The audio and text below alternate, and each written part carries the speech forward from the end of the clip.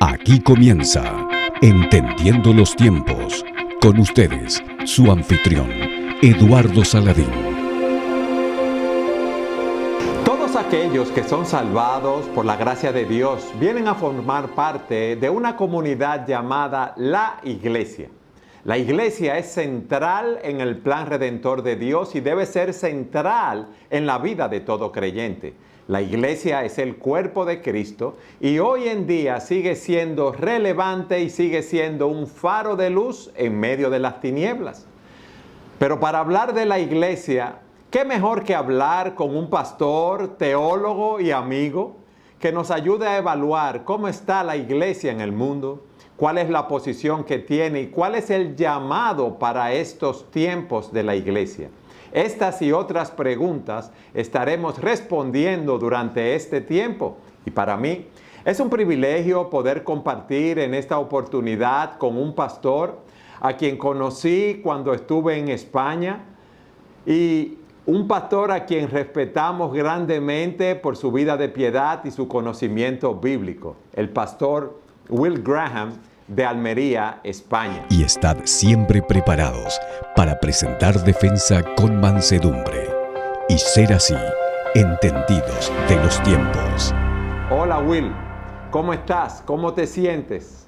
Hola, Pastor Eduardo. Bueno, estamos muy bien, gracias al Señor, muy feliz porque ha pronunciado mi apellido perfectamente, gloria a Dios. Así que nada, contento de estar aquí, un poco triste porque me gustaría darle un abrazo en persona, no ahí en Santo Domingo, pero bueno, salvo esto, estamos muy felices, contentos en el Señor y bueno, encantado de poder estar hoy con usted y con todos los seguidores en Entendiendo los Tiempos.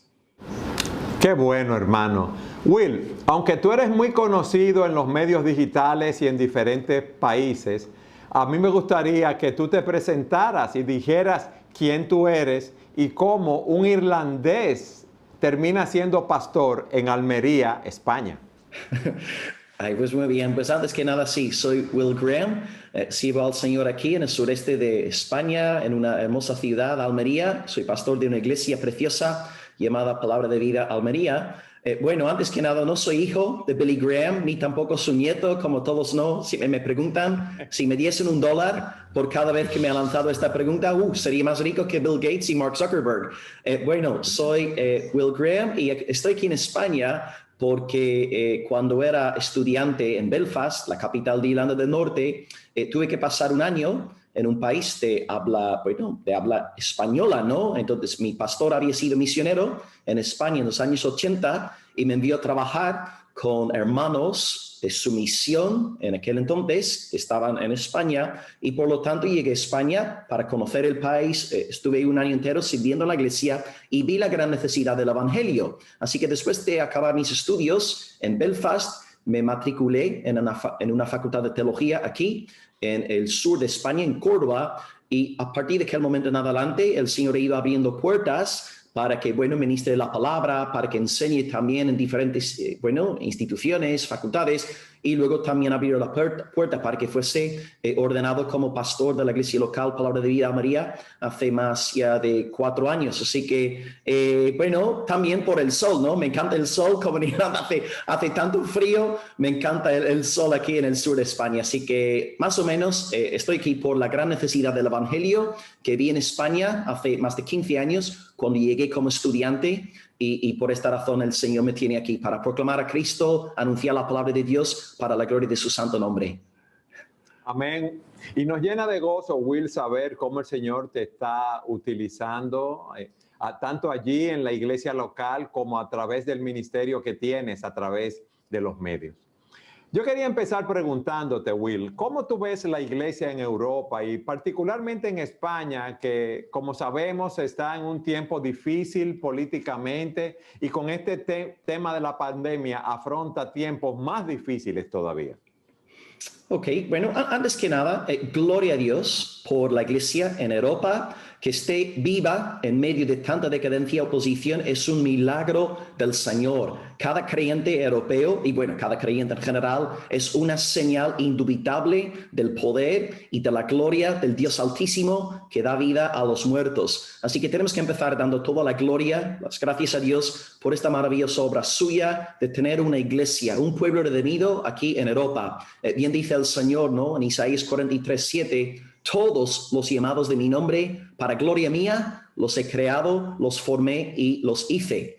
En cuanto a las estadísticas, según una encuesta reciente realizada por la Unión Europea, un 45% de los europeos se consideran a sí mismos católicos, 10% ortodoxos, otro 10% protestantes y luego un 5% que, bueno, se estiman a sí mismos como cristianos, pero no se sientan, bueno, afiliados a los tres movimientos que acabo de nombrar, o sea, el catolicismo, la iglesia ortodoxa y el protestantismo. En total, un 70% de los europeos se hacen pasar por cristianos.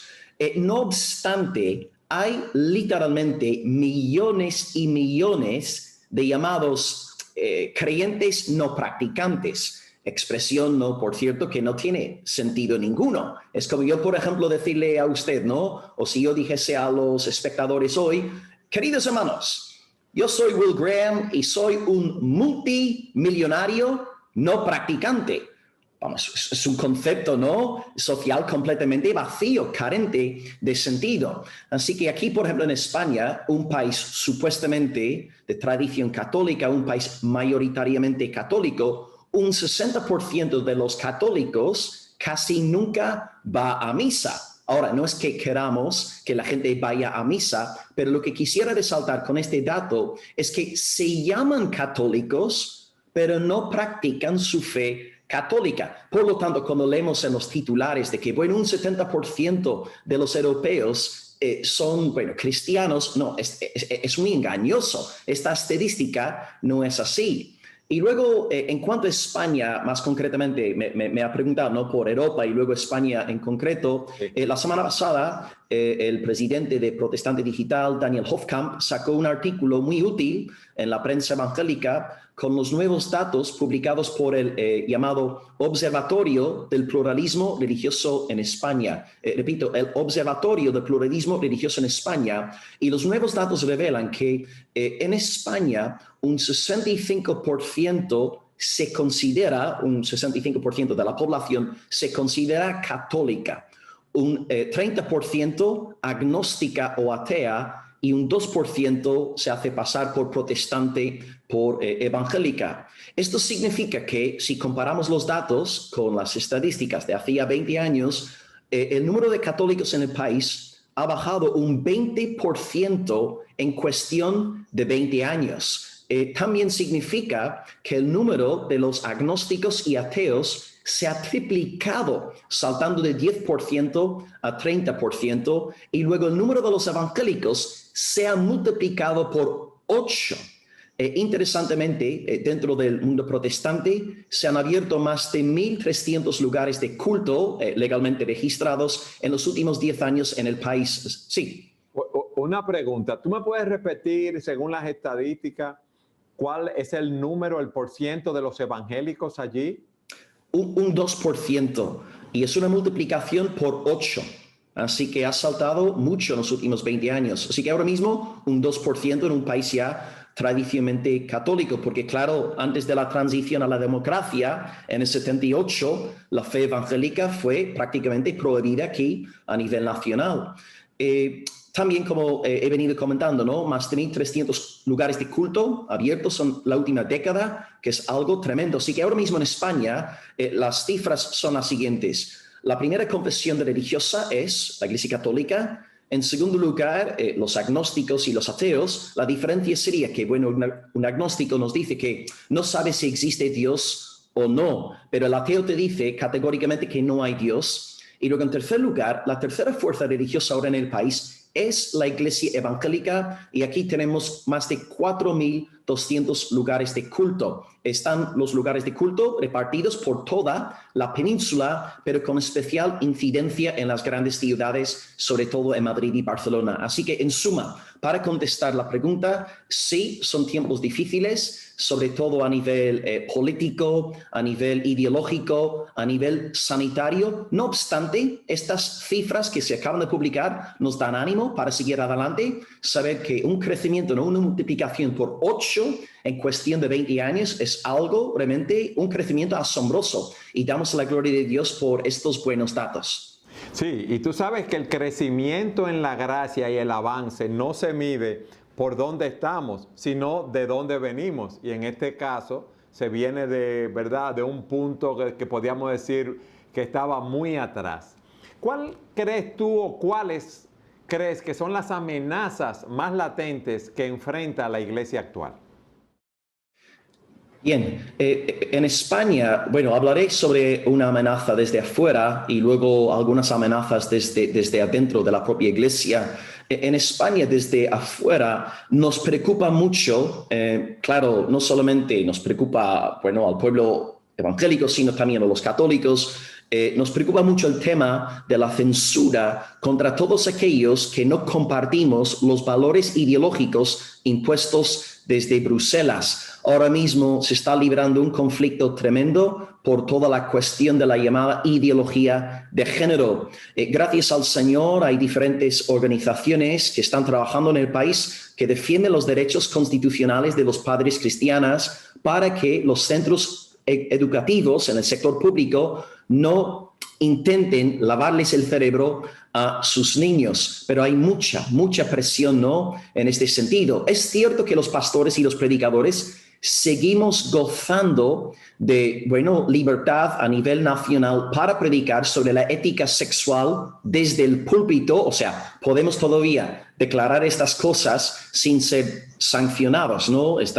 Por ejemplo, no es el caso ni en Suecia ni en Finlandia ahora mismo, pero gracias a Dios aquí en España tenemos esta libertad, gracias a Dios, pero en la esfera civil es muy difícil que un creyente común y corriente se posicione públicamente al respecto sin ser, perjudicado. Un caso muy famoso aquí sucedió en el 2017. Ahora, su nombre es Alicia Rubios. Ella actualmente sirve en la Asamblea de Madrid como diputada, pero ella antes era jefa de estudios y por causa de la publicación de su libro llamado Cuando nos prohibieron ser mujeres y os persiguieron por ser hombres, básicamente un libro que atentaba contra el feminismo y los postulados de la ideología de género, ella perdió su puesto de trabajo como jefe de estudios en Madrid. Así que ahora mismo, ser un creyente en el sector, digamos, civil, más allá de la iglesia, está siendo cada vez más difícil a la hora de posicionarnos públicamente.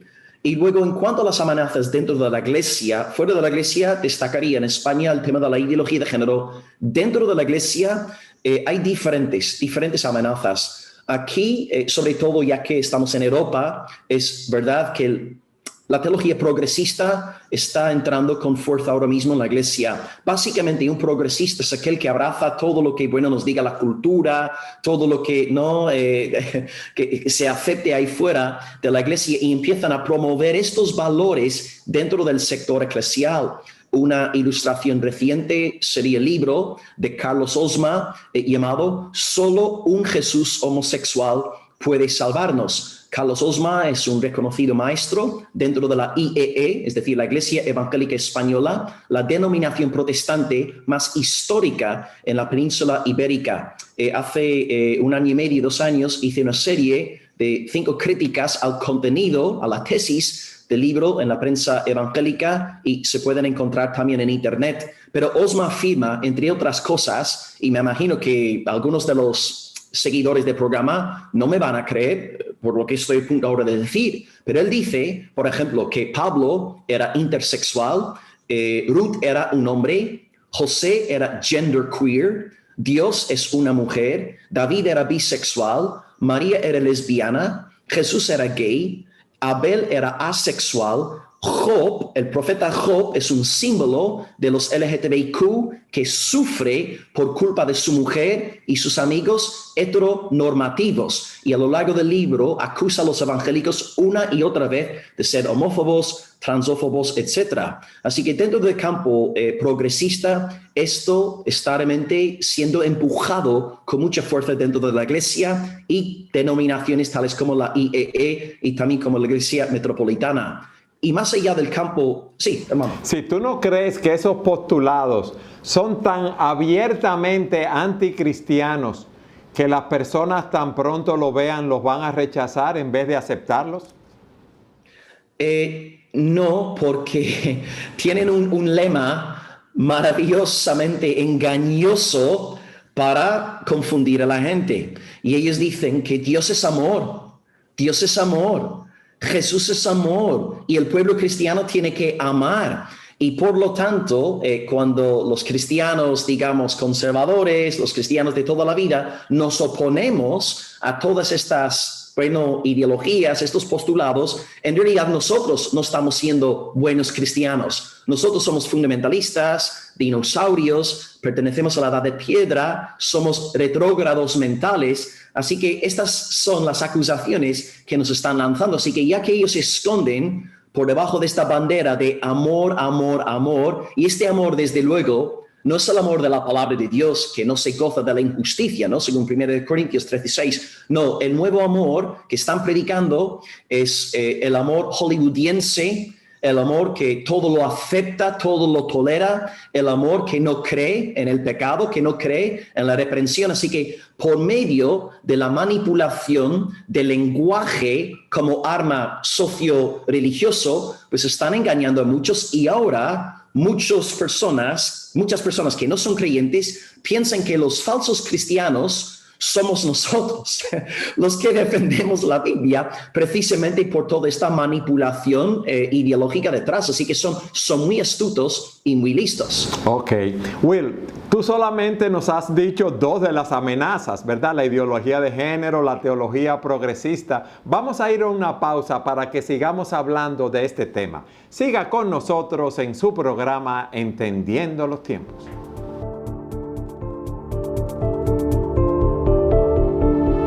En el segmento anterior tú nos hablabas de las amenazas que se ciernen sobre la iglesia en Europa, en España y de una forma u otra en todo el mundo. Nos hablabas del peligro de la ideología de género, nos hablabas de esa teología progresista que está invadiendo la sociedad y por ende las iglesias. ¿Cómo afecta esto a la iglesia hispana en la actualidad? Ok. Sí, en la iglesia hispana es cierto que también hay un movimiento también progresista en diferentes países, es cierto, pero tengo bastante contacto con queridos pastores y hermanos, ¿verdad?, en Latinoamérica, en el mundo hispanoparlante, y bueno, podría añadir otros peligros teológicos que veo desde adentro, dentro de la iglesia, ¿no? Por ejemplo, podemos pensar en la confesión positiva, que es una corriente que nos está diciendo que nuestra confesión puede crear nuevas realidades. O sea, nosotros básicamente tenemos el mismo poder creador que tiene el Señor Dios Todopoderoso. Luego, ligado también a la confesión positiva, está todo el asunto de la teología de la prosperidad, que nos dice que la voluntad de Dios para nuestras vidas es que seamos ricos, prósperos, ¿no?, saludables en todos los sentidos. Luego, también dentro del sector evangélico está volviendo a florecer una secta antigua, un par de sectas antiguas. Por un lado tenemos los Solo Jesús.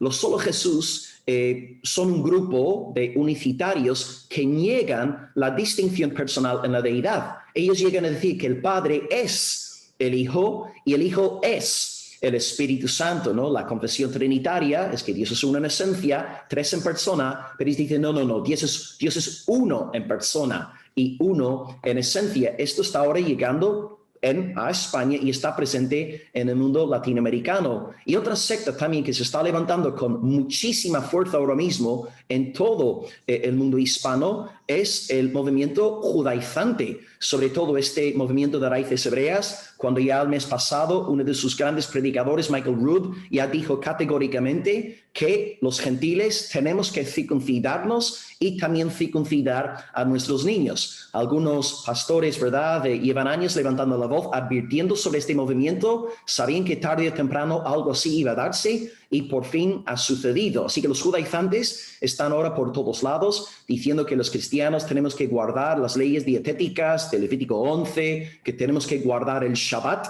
y no el domingo, el día de la resurrección. Luego también otros peligros son los movimientos, por ejemplo, de guerra espiritual, que ven a Satanás, que ven demonios por todos lados y siempre están echando aceite, ¿verdad?, para librar sus casas y sus vidas de demonios. Y por lo tanto, si una persona va de flor en flor, no es fiel a su esposa y tiene amante tras amante, ellos te van a decir, no, aquel hombre no es un fornicario, lo que tiene es un espíritu de fornicación, pobrecito, tenemos que echar fuera el espíritu de fornicación con aceite, con vinagre, etc. Y luego acabaría hablando también de otro movimiento que está también aquí en España, pero mucho más fuerte en algunos países de Hispanoamérica, sobre todo Colombia, todo el movimiento apostólico profético, donde, por ejemplo, están nombrando a pastores. Por ejemplo, podrían ahora mismo nombrarle a usted, querido Eduardo, apóstol Saladín, ¿no? O sea, literalmente estos hombres, ¿no?, poseen una autoridad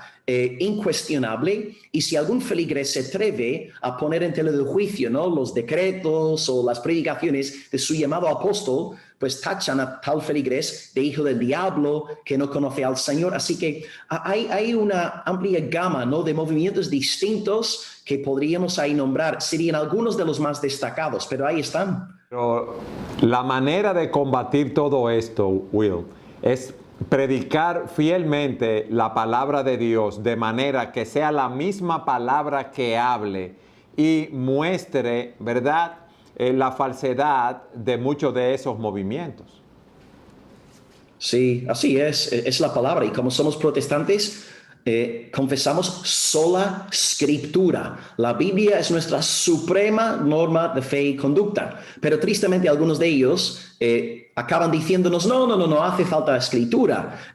Nosotros tenemos el Espíritu, vosotros, los evangélicos de toda la vida, os quedáis con la letra. El tema es que ahí están aludiendo, ¿no?, a la frase paulina, 2 Corintios 3:6, que nosotros tenemos el Espíritu, nosotros estamos moviéndonos en la esfera del Espíritu, no en la esfera de la letra. Pero claro, cuando Pablo estaba diciendo que el Espíritu da vida y la letra mata, hay que entender esta frase en su contexto, ¿verdad? En 2 Corintios 3, Pablo está contrastando dos testamentos. El antiguo pacto de Moisés que mata, que condena, y luego el nuevo pacto en Cristo que da vida, que perdona. Así que la frase, irónicamente, paradójicamente, es sumamente teológica. Pablo está diciendo, el Antiguo Testamento mata, mas el Nuevo Testamento da vida, y ahora tenemos un montón de sectarios herejes utilizando una frase de Pablo, el teólogo par excellence del Nuevo Testamento, para decirnos a nosotros que la teología no importa. O sea, están torciendo la palabra. Pero sí, querido pastor, tenemos que, como evangélicos, volver a las sendas antiguas y recuperar sola escritura. La Biblia es nuestra suprema norma de fe y conducta. Amén. Y por eso es tan importante que los pastores, líderes, los mismos creyentes se nutran de esa palabra para que puedan trazarla correctamente, para que puedan predicarla poderosamente desde los púlpitos y los hermanos no sean engañados. Will, otra pregunta. ¿Cómo podemos nosotros renovar el movimiento evangelístico en nuestras iglesias en Latinoamérica, en nuestras iglesias hispanas? Ok, bien. Sí, amén a lo antes dicho. 100% de acuerdo con usted. 100%, aleluya. Bueno, para poder evangelizar hay que conocer el evangelio, ¿no? Yo incluso aquí en España me he encontrado con mucha confusión en cuanto al evangelio en diferentes iglesias. El evangelio no es Dios sueña contigo y quiere hacerte famoso. No es que Dios quiere que descubras el campeón que hay en ti. El evangelio no es que, es que Dios quiere darte mucha paz. No, el evangelio es la buena noticia de que Jesucristo, el Hijo eterno de Dios, derramó de su santísima, inmaculada, impecable, bendita sangre en la cruz por el perdón de los pecados y luego resucitó poderosamente al tercer día para otorgar la vida eterna. Y todos aquellos que creen en Cristo, arrepintiéndose del pecado, serán salvados de la ira venidera. Así que antes que nada sería muy importante como pastores que nos aseguremos de que nuestras iglesias entiendan el evangelio, que estamos realmente siendo fieles al evangelio bíblico, proclamando el verdadero evangelio. Y yo creo que en una iglesia local, si tenemos a varones en el púlpito, maestros, pastores, apasionados por el evangelio, que están predicando el evangelio domingo tras domingo, va a ser imposible que las ovejas de aquella iglesia no compartan la palabra de Dios, porque el evangelio es poder de Dios, es contagioso, es como dinamita, es algo irresistible. Entonces yo soy un creyente, yo soy un poco como Martin Lloyd Jones de la vieja escuela, no me fío tanto de estrategias, pasos, métodos, no. Yo creo de todo corazón que si estamos anunciando el evangelio en el poder del Espíritu Santo, domingo tras domingo, año tras año, que la iglesia va a crecer en el amor hacia el evangelio y los hermanos en sus trabajos, en sus lugares de estudio, van a estar dando testimonio del Salvador Jesucristo. Y creo que también